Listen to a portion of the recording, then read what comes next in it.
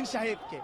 এখন আপনারা যারা পলিটিক্সের ভিতরে আছেন বা থাকেন তারা জানেন গত 10 বছর সালাউদ্দিন সাহেবকে ভারতে বিলাসবহুল ভাবে 3 স্টার প্লাস রিসর্টে রাখা হয়েছে, তাকে সম্পূর্ণ সুযোগ সুবিধা দেওয়া হয়েছে, তাকে সেটিং করা হয়েছে ভারতীয় দালাল প্রথায়। তাই সে হচ্ছে, আমি নিজের মুখে বলবো, আমি জানি না আমি এটা বলার পর আমি বাঁচবো কিনা, আমি আমি আমি আল্লাহর আইনে আল্লাহর জমিনে দাঁড়ায় বলবো বিএনপি হচ্ছে ভারতের দালাল, ভারতের দালাল, ভারতের দালাল।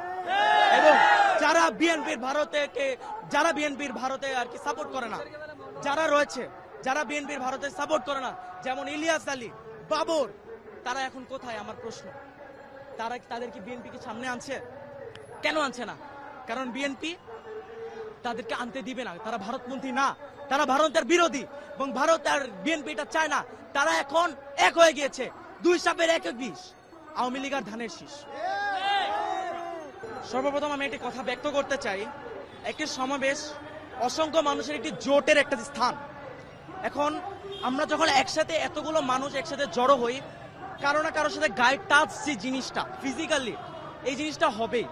আমার ইসলাম কি বলে একটি নারীর শরীর স্পর্শ করতে? আমার ইসলাম কিন্তু বলে না। কিন্তু আপনি যদি ইরানের ব্যাপারটি দেখেন, ইরান একটি ইসলামিক রাষ্ট্র, ইসলামিক শাসন প্রতিষ্ঠা হয়েছে তাদের দেশে কি নারীরা উন্নত না? তাদের দেশে নারীরা চাকরি বাকরি করছে না? তাদের দেশ এতটাই উন্নত, তারা এতটাই শক্তি সম্পন্ন, তাদের ভিতরে ইসলামিক যে এতটা জ্ঞান ধারণা রয়েছে, তাদের আল্লাহর প্রতি ভয়ভীতি রয়েছে, তারা ডিরেক্টলি ইউএসএ এন্ড ইসরায়েলকে চ্যালেঞ্জ করতে পারে। বাংলাদেশকে বলেন, বাংলাদেশ তো ভারতের বিরুদ্ধে দাঁড়াতে পারবে না।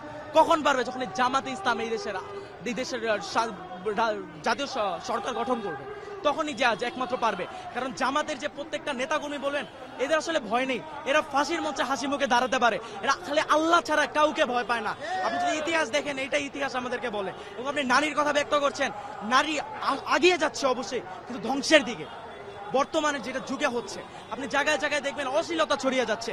সে অশ্লীলতা থেকে মুক্তি পেতে হলে জামাতকে সরকার আনতে হবে। কিন্তু তাই বলে এই নয় যে জামাত আসলে নারীরা অধিকার পাবে না, নারীরা অধিকার পাবে। আপনি যদি হিন্দু হয়ে থাকেন, আপনি আপনার ধর্ম পালন করতে পারবেন, অসুবিধা নেই। জামাত আসলে প্রফিটটা কোথায়? যারা ইসলামে বিশ্বাস করে, যারা পর্দা করে, তারা একটু সুবিধাটা বেশি পাবে, তারা সুন্দরভাবে পর্দা করতে পারবে, তাদের দিকে আড়াল চোখেও কেউ তাকাতে পারবে না।